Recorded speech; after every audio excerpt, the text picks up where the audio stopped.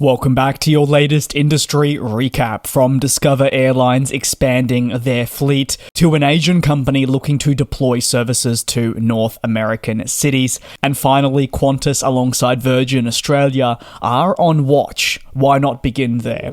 Following Australian carrier Rex entering voluntary administration, other fellow companies within the country like Qantas, now that includes your Jetstar and also Virgin Australia, have been put on watch with the ACCC. Essentially think of them as the watchdog for Australian consumers and ensuring we are treated fairly as citizens and people in the country.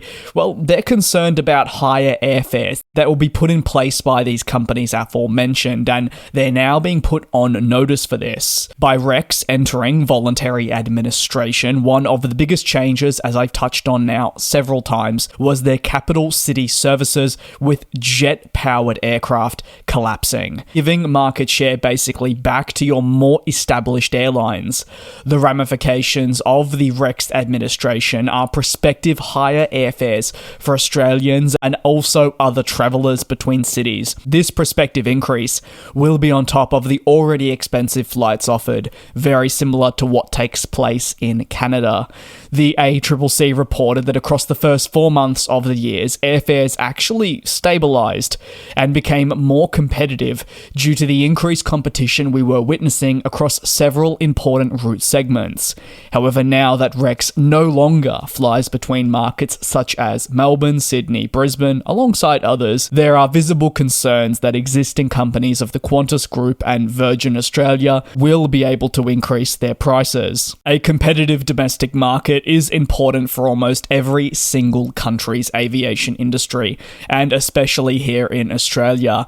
However, that has lacked in recent times, with many pointing to the strong position that the Qantas Group has really found itself in, and it's been a market that's been very hard to break through. Think about Canada with Air Canada. Many of you will definitely be able to reiterate something quite similar. In a press release, the commissioner of the ACCC stated that while Rex didn't have the largest percentage of market share in the country, their presence was enough to drive competition, lower airfares, and without them, well, now they could be on the rise. Rex ending its jet-powered flying comes also moments after you've got to remember the collapse of Bonza, which was another low-cost Australian carrier that sought to operate across either unserved or underserved markets. So while Bonza wasn't aiming at flying across markets like that of Qantas's or rival the flag carrier, it still aimed to disrupt various areas of the Australian industry, and Rex was hoping to do something quite similar, but it ultimately failed. One of the most noteworthy changes for routes that Rex previously flew on is now obviously also the amount of airlines serving each market.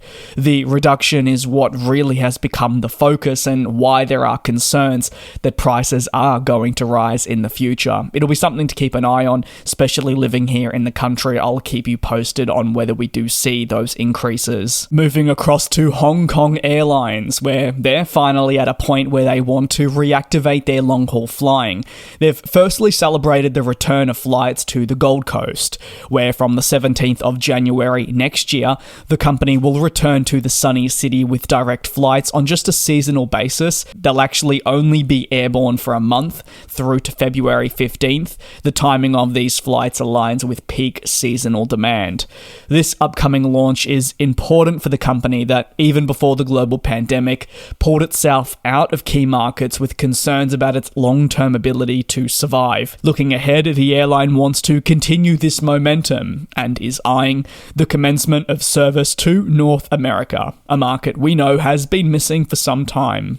When celebrating the Gold Coast route announcement, its Chief Executive Officer of Jeff Sun stated that flights to the Australian city are really going to mark the beginning of a re-entry into the long-haul market, with many more destinations set to follow. Expansion will continue with efforts underway to return to cities across North America. That's seemingly their next focus after a pretty lengthy lengthy absence. According to the chief executive, who then went further and spoke with Bloomberg News, cities such as Vancouver, Toronto, Los Angeles, and Seattle are all being evaluated. To facilitate this future flying, the airline would need to draft in aircraft capable of these longer missions, and that's why it's looking towards up to 3 of the 787 Dreamliners, and the hope would be to make these North American flights possible by as early as next year. However, Hong Kong Airlines would not directly look to Boeing to provide these planes. It knows the lengthy wait times with regards to getting these aircraft directly from the source, especially with such late notice. Instead, the second-hand market is the direction it believes would be ideal, and as I'll touch on a little bit later in this segment, it does have one thing up its sleeve that others may not. But for Boeing 787 ops, well, it does represent a switch from the Airbus A350s that were flown to cities such as Los Angeles during the mid to late 2010s, before eventually these wide bodies were removed alongside all long-haul flying during the pandemic. Much skepticism remains about the viability of this, I wouldn't say new endeavour, but returning one, as those within North America notoriously struggled during the first attempts. So will the second attempt be any better? However, and as I touched on, Hong Kong Airlines has one thing up its sleeve. It is part of the H&A group, which is home to many airlines, so there is of course the possibility to potentially take on long-haul aircraft on the cheap for a short period, to really test the waters and see how performance really tracks before firming up that decision to really go ahead for the long term. On to the final story and over to Discover Airlines, or formerly Eurowings Discover. And as I have no B-roll of the new rebrand, I do apologise that you're going to have to watch some Eurowings Discover footage. Well, they've announced that they're looking to expand their business, and as part of these efforts, we'll see more aircraft added to the fleet to what they say will do drive harmonization efforts. The gradual renewal will emphasize upgrading the A330 fleet. In total, we'll see 9 aircraft join in the coming years, and that will be split across the A330s, but also more A320s, bringing in the total fleet to 33 units by mid-2027.